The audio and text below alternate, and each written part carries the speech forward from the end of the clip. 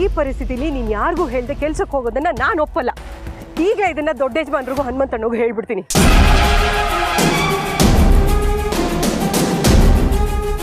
ಬೇಡ ಬೇಡ, ನೀನು ಅವ್ರಿಗೂ ಏನಾದ್ರು ಸ್ವಲ್ಪ ಹೇಳಿ ಒಪ್ಪಿಸ್ಬಿಡ್ತೀಯ. ಇದನ್ನ ಸೀದಾ ಅಖಿಲಮ್ಮನ್ಗೆ ಹೇಳ್ತೀನಿ.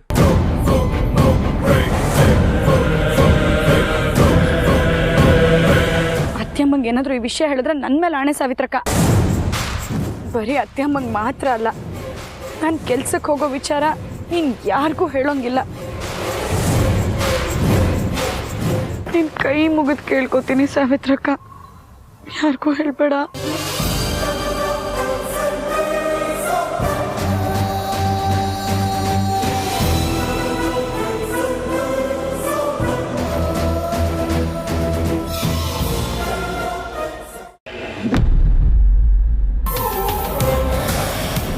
ರತ್ನವೇಣಿ, ಯಾರನ್ನು ಹುಡುಕ್ತಿದ್ದೀರಾ? ಸಾವಿತ್ರಮ್ಮನ್ನ. ಅದಕ್ಕೆ ನಾನು ಹೀಗೆ ಹೇಳ್ತೀನಿ ಅಂತ ದಯವಿಟ್ಟು ನೀವು ಮಾತ್ರ ಬೇಜಾರು ಮಾಡ್ಕೋಬೇಡಿ. ನೀವು ನಿಮ್ಮ ಕೆಲಸದವ್ರಿಗೆ ತುಂಬ ಸದರ ಕೊಟ್ಬಿಟ್ಟಿದ್ದೀರಾ. ಅದಕ್ಕೆ ಪ್ರೀತಿಯಿಂದ ನಡೆಸ್ಕೋಬೇಕು ನಿಜ. ಅದಕ್ಕೆ ಆದರೆ ಅವ್ರ ಲಗಾಮು ನಮ್ಮ ಕೈಲಿ ಇಟ್ಕೊಂಡಿರ್ತೀವಿ ಅನ್ನೋದನ್ನು ನಾವು ಮರಿಬಾರ್ದು. ಹಳ್ಳಿಯಲ್ಲಿ ನಮ್ಮ ಮನೇಲೂ ಕೆಲಸದವರಿದ್ದಾರೆ. ಒಂದು ಸಲ ಅವ್ರ ತೋಟದ ಕೆಲ್ಸಕ್ಕೆ ಬಂದರೆ ಮುಗೀತು. ಅವ್ರು ಕೂತ್ಕೋಬೇಕು ಅಂದ್ರೆ ನನ್ನ ಒಪ್ಪಿಗೆ ತಗೋಬೇಕು, ನಿಂತ್ಕೋಬೇಕು ಅಂದ್ರೆ ನನ್ನ ಒಪ್ಪಿಗೆನೇ ತಗೋಬೇಕು. ಹಂಗೆ ಇಟ್ಕೊಂಡಿದ್ದೀನಿ. ಆದರೆ ಇಲ್ಲಿ ಕೆಲಸದವರು ಅವ್ರಿಗೆ ಇಷ್ಟ ಬಂದಾಗೆ ಅಲ್ಲಿಂದ ಇಲ್ಲಿ ಇಲ್ಲಿಂದ ಅಲ್ಲಿ ಓಡಾಡ್ಕೊಂಡೇ ಇರ್ತಾರೆ. ಕೇಳೋರು ಯಾರೂ ಇಲ್ಲ. ರತ್ನವೇಣಿ, ನನಗೆ ನಮ್ಮ ಮನೆಯಲ್ಲಿ ನಾವು ಕೆಲಸದವರನ್ನು ನಡೆಸ್ಕೊಳ್ಳೋ ರೀತಿ ಬಗ್ಗೆ ಖುಷಿನೇ ಇದೆ. ನಮ್ಮ ಸುತ್ತಮುತ್ತ ಇರೋರೆಲ್ಲ ನೆಮ್ಮದಿಯಾಗಿರಬೇಕು ಅಂತ ಯೋಚನೆ ಮಾಡೋದೇ ಒಂದು ನಾಯಕತ್ವದ ಗುಣ, ಒಬ್ಬ ತಾಯಿಯ ಗುಣ ಅಲ್ವಾ? ಅಲ್ಲ ಅದಕ್ಕೆ ಅದು ಸರಿ, ನೀವು ಸಾವಿತ್ರಿನ ಯಾಕೆ ಹುಡುಕ್ತಾ ಇದ್ರಿ? ಅದು ಜನನಿ ದಾಳಿಂಬೆಹಣ್ಣಿನ ಜ್ಯೂಸ್ ಕೇಳಿದ್ಲು. ನಾನೇ ಮಾಡ್ಕೊಡೋಣ ಅಂತ ಅಂದ್ಕೊಂಡಿದ್ದೆ. ಆದರೆ ಸಾವಿತ್ರಮ್ಮ ಜ್ಯೂಸ್ನ ತುಂಬ ಚೆನ್ನಾಗಿ ಮಾಡ್ತಾಳಂತಲ್ಲ, ಅದಕ್ಕೆ ಅವಳ ಕೈಯಲ್ಲೇ ಮಾಡ್ತಾನ ಅಂತ ಹುಡುಕ್ತಾ ಇದ್ದೆ. ಆದರೆ ಎಲ್ಲೂ ಕಾಣಿಸ್ತಾ ಇಲ್ಲ. ಸಾವಿತ್ರಿ ಇಲ್ಲೇ ಎಲ್ಲೋ ಮನೆ ಹೊರಗೆ ಇರ್ತಾಳೆ. ಈಗ ಸ್ವಲ್ಪ ಹೊತ್ತಿನ ಮುಂಚೆ ಬಂದು 10 ನಿಮಿಷದಲ್ಲಿ ಬರ್ತೀನಿ ಅಂತ ಪರ್ಮಿಷನ್ ತಗೊಂಡೇ ಹೋಗಿದ್ದಾಳೆ. ಅವರು ಕಿಚನ್ ಸ್ಟಾಫ್ ಆದರೂ ಕೂಡ ಒಂದೇ ಕೆಲಸ ಅಂತ ಮಾಡ್ಕೊಂಡಿರಲ್ಲ. ಗಾರ್ಡನಿಂಗನ್ನು ಸೂಪರ್ವೈಸ್ ಮಾಡ್ತಾರೆ, ಹೌಸ್ ಕೀಪಿಂಗನ್ನು ಸೂಪರ್ವೈಸ್ ಮಾಡ್ತಾರೆ, ಅದು ಇದು ಅಂತ ಎಲ್ಲ ಕೆಲಸಗಳನ್ನು ನೋಡ್ಕೊಂಡು ಹೋಗ್ತಾರೆ. ಆದರೂ ಈಗ ಜನನಿ ಏನಾದರೂ ಕೇಳಿದಾಳೆ, ಏನಾದರೂ ಇಷ್ಟಪಟ್ಟಿದ್ದಾಳೆ ಅಂತಂದರೆ ಅದನ್ನು ಕೊಡಬೇಕಾಗಿರೋದು ನಮ್ಮ ಮೊದಲ ಆದ್ಯತೆ.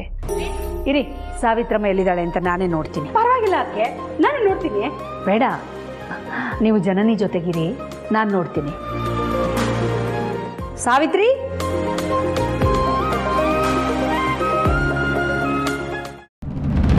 ನೀವು ಗಂಡ ಹೆಂಡತಿ ಇಬ್ರು ಮನೆ ಬಿಟ್ಟು ಆಚೆ ಹೋಗಿದ್ದ ದಿವಸನೇ ನೀನು ಬಸ್ರಿ ಅಂತ ನನಗೆ ಗೊತ್ತಿತ್ತು. ಅವತ್ತು ಮಗು ಮೇಲೆ ಆಣೆ ಹಾಕ್ಬಿಟ್ಟು ಇದನ್ನ ಯಾರಿಗೂ ಹೇಳಬೇಡಿ ಅಂತ ನನ್ನ ಹತ್ರ ಆಣೆ ತಗೊಂಡೆ. ಇವತ್ತು ನೀನು ಕೆಲ್ಸಕ್ಕೆ ಹೋಗೋದನ್ನ ಯಾರಿಗೂ ಹೇಳಬೇಡ ಅಂತ ಮತ್ತೆ ಆಣೆ ತಗೋತಾ ಇದೆಯಾ? ಇದು ನಿನಗೆ ಸರಿ ಅನ್ಸುತ್ತಾ?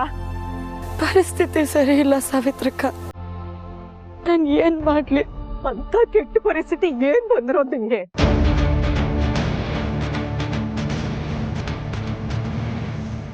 ಈ ನಿನ್ ಕೆಟ್ಟ ಕಾಲ್ಗೊಳದಿಂದ ಆದಿತ್ಯಂಗೆ ಆ ದೇವರು ಕೊಟ್ಟ ಅದೃಷ್ಟನೂ ಹೊಟ್ಟೋಯ್ತು.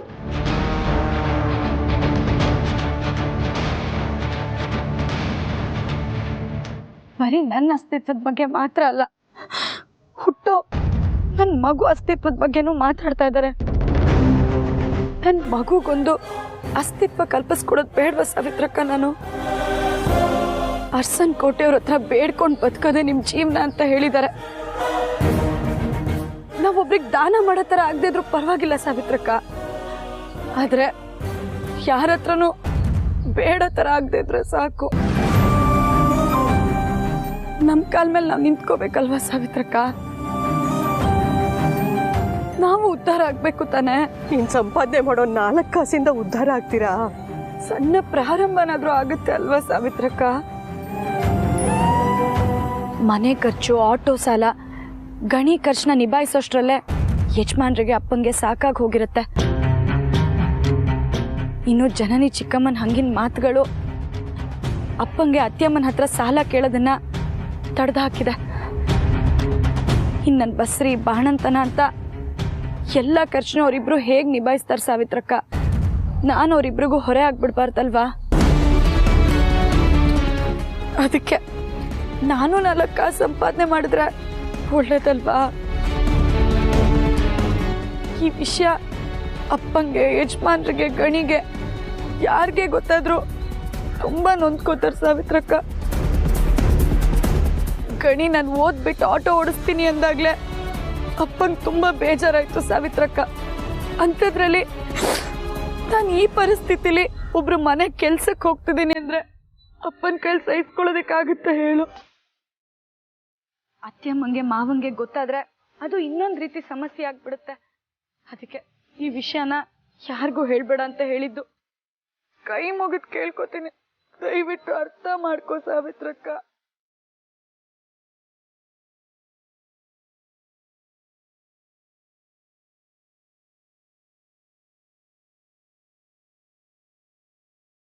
ಸಾವಿತ್ರಿ ಮನೆ ಒಳಗೂ ಎಲ್ಲೂ ಇಲ್ವಲ್ಲ? ಆದ್ರೆ ಹೊಟ್ಟೆಲಿರೋ ಮಗು ತುಂಬಾ ಅಮೂಲ್ಯ ಕಣ್ ಪಾರ್ವತಿ. ನಿನ್ ಕಷ್ಟಗಳಿಗಿಂತ, ಕಂಡೋರಾಡೋ ಚುಚ್ಚು ಮಾತುಗಳಿಗಿಂತ ಅದಕ್ಕೆ ತುಂಬಾ ಪ್ರಾಮುಖ್ಯತೆ ಕೊಡು. ಅಷ್ಟೇ ನಾನು ಕೇಳ್ಕೊಳ್ಳೋದು. ಸರಿ ಸಾವಿತ್ರಕ್ಕ. ಮೇಲೇನಾದ್ರೂ ಹೋಗಿರ್ಬೋದಾ? ಸಾವಿತ್ರಿ,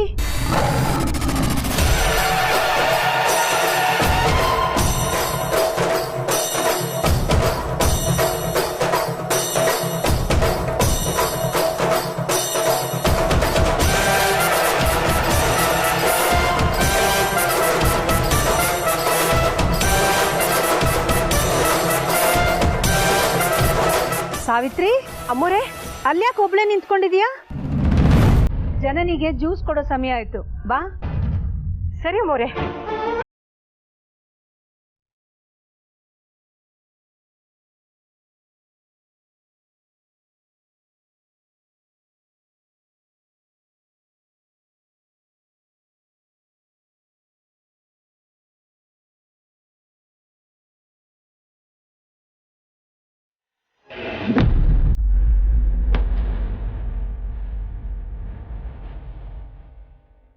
ಮ್ಯಾಮ್, ನೀವು ಹೇಳಿರೋ ಅಪಾಯಿಂಟ್ಮೆಂಟ್ ಲೆಟರ್ ರೆಡಿ ಇದೆ.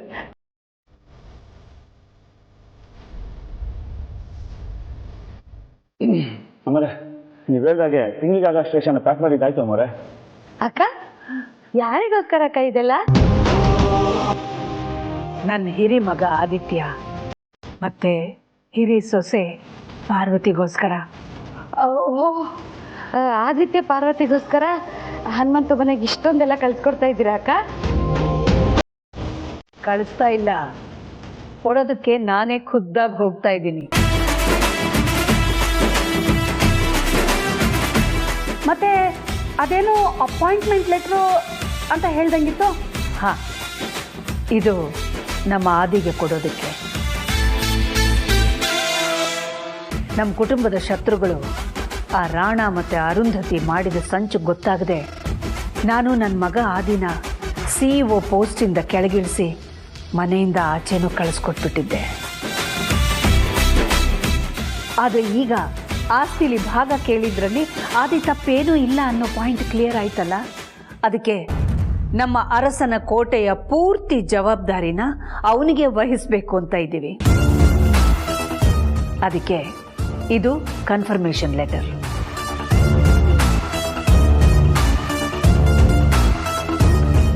ಹಾಗೆ ನೋಡಕ್ಕೆ ಹೋದರೆ ಆದಿ, ಪಾರ್ವತಿ ಈಗ ನಮ್ಮನೇಲೇ ಇರಬೇಕಾಗಿತ್ತು. ಆದರೆ ಜನನಿಗೋಸ್ಕರ ಅವರು ತ್ಯಾಗ ಮಾಡಿ ಹೊರಗಡೆ ಇದ್ದಾರೆ. ಆದರೆ ನಮ್ಮೆಲ್ಲರ ಹೃದಯದಲ್ಲಿ ಅವರಿಬ್ಬರೇ ತುಂಬಿಕೊಂಡಿದ್ದಾರೆ. ನಮಗೆಲ್ಲ ಅವ್ರದ್ದೇ ಚಿಂತೆ. ಆದರೆ ಅವ್ರಿಗೆ ಯಾವ ರೀತಿಯ ಚಿಂತೆನೂ ಇರಬಾರ್ದು. ಊಟ, ಬಟ್ಟೆ, ಹಣ, ಸೌಕರ್ಯ ಯಾವುದಕ್ಕೂ ತೊಂದರೆ ಆಗಬಾರ್ದು. ಅದಕ್ಕೆ ಆದಿಗೆ ಈ ಅಪಾಯಿಂಟ್ಮೆಂಟ್ ಲೆಟರ್. ಆದರೆ ಅವ್ರು ತಗೋಬೇಕಲ್ಲ ಅದಕ್ಕೆ. ಯಾಕಂದರೆ ಪಾರ್ವತಿ ಸರ್ಕಾರಿ ಆಸ್ಪತ್ರೆಗೆ ಹೋಗಿ ಬಂದಿನ ನಿಮ್ಮ ದೊಡ್ಡ ಮಗನೇ ನೀವು ನನಗೆ ದಿನಸಿ ಕಳಿಸೋ ಅಗತ್ಯ ಇಲ್ಲ, ನನ್ನ ಹೆಂಡತಿನ ಸಾಕೋ ಯೋಗ್ಯತೆ ನನಗಿದೆ ಅಂತ ಹೇಳಿದ್ರಲ್ಲ. ಅವ್ರಿಷ್ಟೆಲ್ಲ ಹೇಳಿದ್ದಾರೆ ಅಂದಮೇಲೆ ಈಗ ತೊಗೊಂಡೋಗಿ ಕೊಟ್ಟರೆ ಅವ್ರು ತಗೋತಾರೆ ಅನ್ಸುತ್ತಾ? ಅವತ್ತು ನನ್ನ ಮಗ ಸೊಸೆಗೂ ನನ್ನ ಮೇಲೆ ತಪ್ಪು ಅಭಿಪ್ರಾಯ ಇತ್ತು. ಅದಕ್ಕೆ ತಾಯಿ ಕಾರ್ಡ್ ಅನ್ನೋ ಹೆಸರಲ್ಲಿ ನಾನು ರೇಷನ್ ಕಳಿಸ್ಕೊಟ್ಟಿದ್ದು ಅವ್ರಿಗೆ ಇಷ್ಟ ಆಗಿರಲಿಲ್ಲ. ಆದರೆ ಈಗೆಲ್ಲ ಕ್ಲಿಯರ್ ಆಗಿದೆಯಲ್ಲ, ಖಂಡಿತ ತಗೋತಾರೆ. ಅದಕ್ಕೆ ನಿಮಗಷ್ಟು ನಂಬಿಕೆ ಇದ್ರೆ ಸರಿ. ಅದಕ್ಕೆ ನಾನು ನಿಮ್ಮ ಜೊತೆಗೆ ಬರ್ತೀನಿ. ಯಾಕಂದರೆ ಜರ್ನಿಗೋಸ್ಕರ ಪಾರ್ವತಿ ಸೀಮಂತನೂ ಮಾಡ್ಕೊಳ್ದೆ ಇಲ್ಲಿಂದ ಹೊರಟದ್ದು. ನಾನು ಅವ್ರಿಗೆ ಧನ್ಯವಾದನೂ ಹೇಳಿಲ್ಲ. ಅದಕ್ಕೆ ನಾನು ಬರ್ತೀನಿ. ಖಂಡಿತ ಬನ್ನಿ ರತ್ನವೇಣಿ. ಅಕ್ಕ ನಾನು ಬರ್ತೀನಿ ಅಕ್ಕ. ಬೇಡ ದಾಮಿನಿ, ಇವತ್ತು ನರ್ಸ್ ಅನ್ವಿತಾ ಅವರು ಬರೋದು ಸ್ವಲ್ಪ ತಡ ಆಗುತ್ತಂತೆ. ಅವ್ರು ಬರೋವರೆಗೂ ನೀನು ಜನನಿ ಹತ್ರನೇ ಇದ್ದು ನೋಡ್ಕೊ. ಚೆನ್ನಪ್ಪ,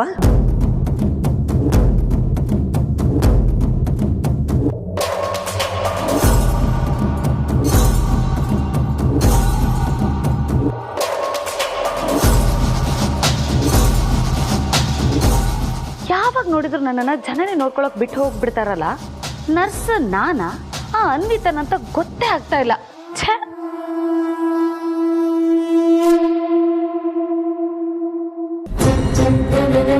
ದೇವ್ರೆ, ನಾನು ಕೆಲ್ಸಕ್ಕೆ ಹೋಗೋ ವಿಷಯ ಸಾವಿತ್ರಕ್ಕಂಗೆ ನಾನೇ ಹೇಳೋಣ ಅಂತ ಅಂದ್ಕೊಂಡಿದ್ದೆ. ಆದರೆ ಅದು ಅವ್ರಿಗೆ ಗೊತ್ತಾಗೋಗಿದೆ. ಅದರಿಂದ ಯಾವ ತೊಂದರೆನೂ ಆಗಿಲ್ಲ. ಅವ್ರಿಗೆ ಗೊತ್ತಾದ ಹಾಗೆ ಮಿಕ್ಕ ಯಾರಿಗೂ ನನ್ನ ಕೆಲ್ಸಕ್ಕೆ ಹೋಗೋ ವಿಷಯ ಗೊತ್ತಾಗದೇ ಇರೋ ಥರ ನೋಡ್ಕೊಳ್ಳಪ್ಪ. ಹೆರಿಗೆ ಸಮಯದಲ್ಲಿ ನಾನು ಕೆಲಸ ಮಾಡೋದಕ್ಕಾಗಲ್ಲ. ಆಗ ಅಕ್ಕವ್ರ ಹತ್ರ ವಿಷಯ ಹೇಳಿ ಕೆಲಸ ಬಿಡಬೇಕಾಗತ್ತೆ. ಅವರು ಒಳ್ಳೆಯವರು, ಅರ್ಥ ಮಾಡ್ಕೋತಾರೆ. ಅಲ್ಲಿವರೆಗೂ ಎಷ್ಟು ಸಾಧ್ಯನೋ ಅಷ್ಟು ಉಳಿತಾಯ ಮಾಡ್ತೀನಿ.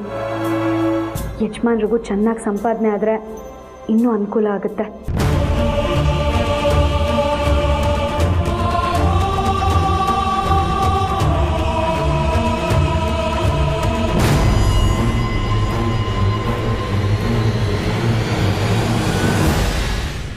ಕುತ್ಕೊಳ್ಳಿ ಯಜಮಾನ್ರೆ.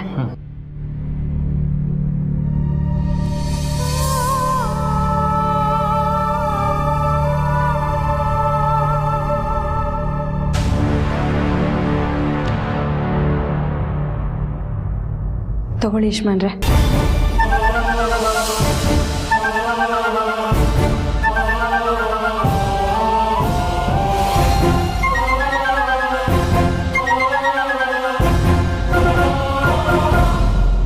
ಏನಾಯ್ತು ಯಜಮಾನ್ರೆ? ಯಾಕೆ ಬೇಜಾರಲ್ಲಿದ್ದೀರಾ? ನಮ್ಮ ಪಾಲಿನ ಕಷ್ಟ ಇನ್ನೂ ಮುಗ್ದಿಲ್ಲ ಅನ್ಸುತ್ತೆ ಪಾರು. ಯಾಕೆ ಹಾಗಂತಿದ್ದೀರಾ? ಮತ್ತಿನ್ನೇನು ಪಾರು,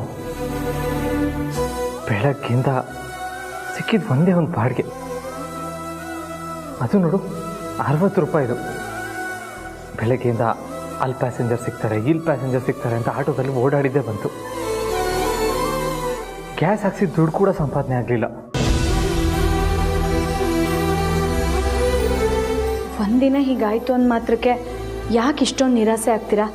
ಒಂದೊಂದು ದಿನ ಹೀಗೆಲ್ಲ ಆಗುತ್ತೆ. ನಮ್ಗೆ ಒಂದೊಂದು ದಿನ ಸಂಪಾದನೆ ತುಂಬ ಮುಖ್ಯ ಅಲ್ವಾ ಪಾರು? ಆಟೋ ಮನೆಗೆ ಬಂದಿದ್ದ ದಿನ ಕಂಟಿಯವರು 1 ಆಟೋ 10 ಆಗಲಿ 10 ಆಟೋ 100 ಆಗಲಿ ಅಂತ ವಿಶ್ ಮಾಡಿದರು. ಆದರೆ ಇವತ್ತು 1 ಆಟೋನೇ ಉಳಿಸ್ಕೊಳಕ್ಕಾಗುತ್ತೋ ಇಲ್ವೋ ಅಂತ ಅನ್ನಿಸ್ತಾ ಇದೆ ಪಾರು. 100 ಜನಕ್ಕೆ ನಾವು ಅನ್ನಕ್ಕೆ ದಾರಿ ಮಾಡ್ಕೊಳಕ್ಕಾಗೋ ಥರ ಬೆಳೀಲಿ ಅಂತ ವಿಶ್ ಮಾಡಿದರು.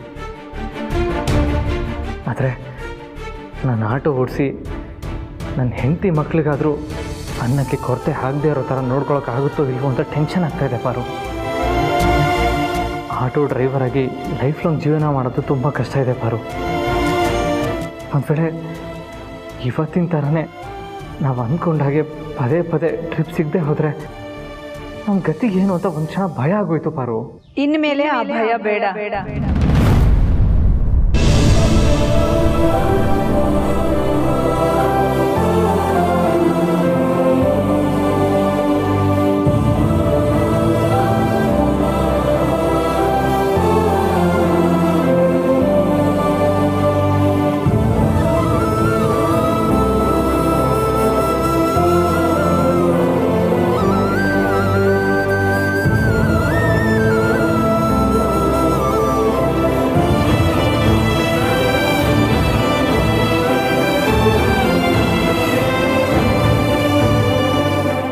ಪಾರ್ವತಿ, ಹೇಗಿದೆಯಮ್ಮ?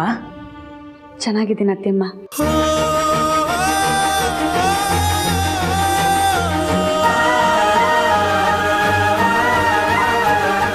ಇದೆಲ್ಲ ಪಾರ್ವತಿ, ಇದರಲ್ಲಿ ಅಕ್ಕಿ, ಬೇಳೆ, ಬೆಲ್ಲದಿಂದ ಹಿಡಿದು ಎಲ್ಲ ದಿನಸಿ ಸಾಮಗ್ರಿಗಳಿವೆ. ನೀವು 4 ಜನನು ತಿಂಗಳು ಪೂರ್ತಿ ಆರಾಮ್ಸೆ ಕೂತ್ಕೊಂಡು ತಿನ್ಬೋದು. ಅಷ್ಟು ದಿನಸಿ ಸಾಮಗ್ರಿಗಳು ಇದರಲ್ಲಿವೆ.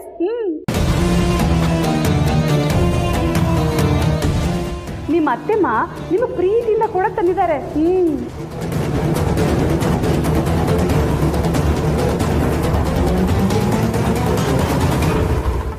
ತಗೊಳಪ್ಪ.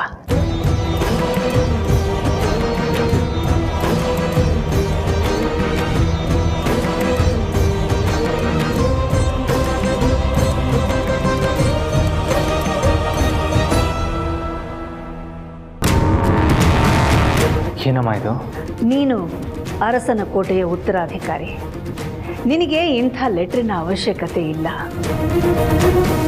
ನನ್ನ ನಂತರ ಅರಸನ ಕೋಟೆಯ ಹಕ್ಕು ನಿನ್ನದೇ.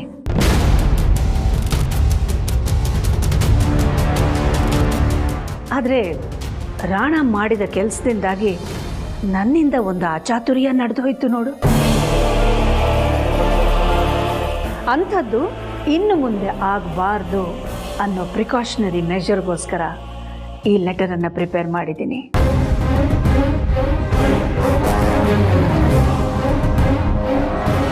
ಇದ್ರ ಪ್ರಕಾರ ನಮ್ಮ ಮಧ್ಯದಲ್ಲಿ ಮುಂದೇನೂ ಯಾವುದೇ ಥರದ ತಪ್ಪು ಗ್ರಹಿಕೆ ಬಂದರೂ ಕೂಡ ಅದರ ಸತ್ಯತೆಯನ್ನು ವಿಚಾರ ಮಾಡದೆ ಹಿಂದೂ ಮುಂದು ತಿಳ್ಕೊಳ್ಳದೆ ನಾನು ನಿನ್ನನ್ನು ಒಬ್ಬ ತಾಯಿಯಾಗಿ ಆಗಲಿ ಅಥವಾ ಕಂಪನಿಯ ಓನರ್ ಆಗಿ ಆಗಲಿ ಅಧಿಕಾರದಿಂದ ಕೆಳಗಿಳಿಸೋ ಹಾಗಿಲ್ಲ ಅಂತ ಬರೆದಿದೆ.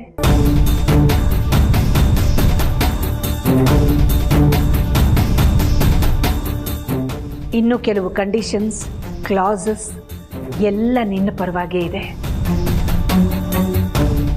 ನಾಳೆಯಿಂದ ಅರಸನ ಕೋಟೆಯ ವ್ಯವಹಾರಕ್ಕೆ, ಅರಸನ ಕೋಟೆಗೆ ಯಜಮಾನ ಆಗಿ ನೀನು ಬಾ ಮಗನೇ.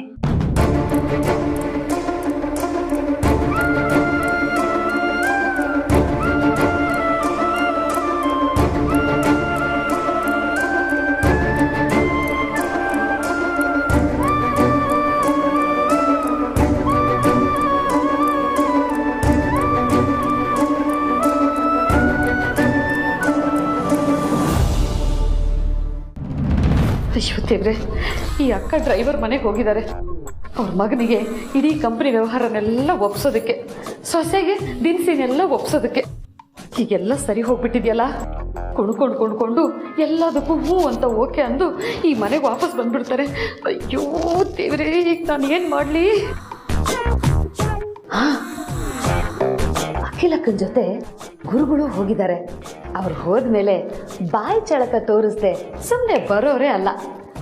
ಅಲ್ಲಿ ನಡೀತಾ ಇರೋದನ್ನ ಯೋಚನೆ ಮಾಡಿಕೊಂಡು ನಾನಿಲ್ಲಿ ಕೂತ್ಕೊಳ್ಳೋಕ್ಕೂ ಆಗ್ತಾ ಇಲ್ಲ. ಏನು ಮಾಡಲಿ? ಅಯ್ಯೋ, ಈ ಜನನೇ ನೋಡ್ಕೊಳ್ಳೋ ಡ್ಯೂಟಿನ ಅಕ್ಕ ನನಗೆ ಬೇರೆ ವಹಿಸಿದ್ದಾರೆ. ಈ ನರ್ಸ್ ಒಬ್ಳು ಕರೆಕ್ಟ್ ಟೈಮಿಗೆ ಬಂದಿದ್ದಿದ್ರೆ ನನಗೆ ಈ ಕಷ್ಟ ಇರ್ತಿತ್ತ? ಅವಳು ಇಲ್ಲಿ ಬಿಟ್ಟು ನಾನು ಅಲ್ಲಿಗೆ ಹೋಗ್ಬೋದಿತ್ತಲ್ವಾ? ಈಗ ಏನು ಮಾಡಲಿ?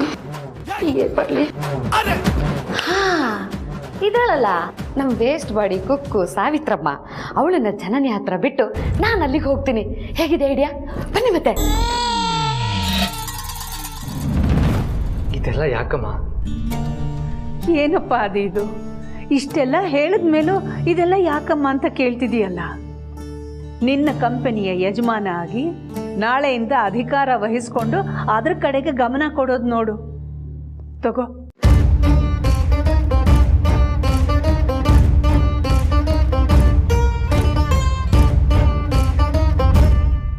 ಬೇಡ ಬೇಡ,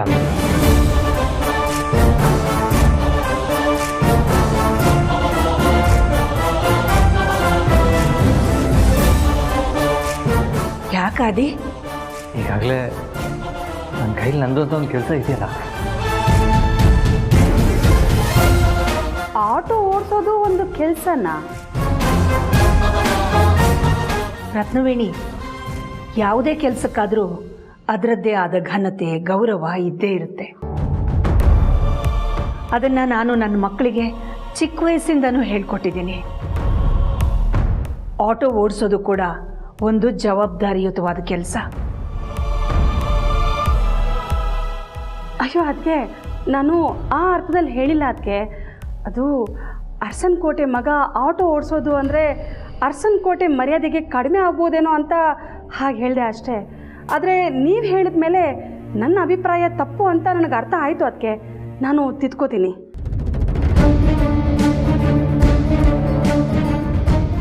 ಆದಿ, ನಾನು ನಿನಗೆ ಹೇಳ್ತಾ ಇರೋದು ನಮ್ಮ ಕಂಪನಿಯ ಮುಖ್ಯಸ್ಥನಾಗು, ನಮ್ಮ ಮಲ್ಟಿನ್ಯಾಷನಲ್ ಕಂಪನಿಯ ಒಡೆಯ ಆಗು ಅಂತ.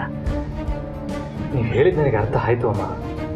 ಆದರೆ ಇವಾಗ ನನ್ನ ಪಾಡಿ ನಾನು ಆಟೋ ಓಡಿಸ್ಕೊಂಡಿದ್ದೀನಲ್ಲ, ಆ್ಯಕ್ಚುಲಿ ಇವಾಗ ಇಲ್ಲಿ ನನಗೆ ನಾನೇ ಯಜಮಾನ.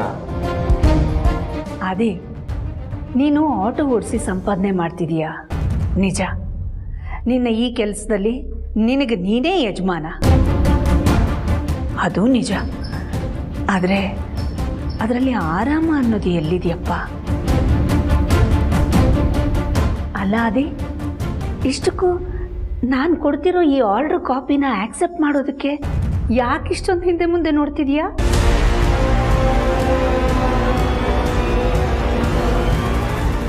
ಅರಸನು ಕೋಟೆಯ ವಾರಸುದಾರನಾಗೋದು ನಿನ್ನ ಹಕ್ಕು. ಅಮ್ಮನ ಆಸೆ ಏನು ಅಂತ ಗೊತ್ತಿದ್ದು ಗೊತ್ತಿಲ್ಲದೆ ಇರೋನ್ ಥರ ಯಾಕಪ್ಪ ಈ ರೀತಿ ಮಾಡ್ತಿದೀಯಾ? Tama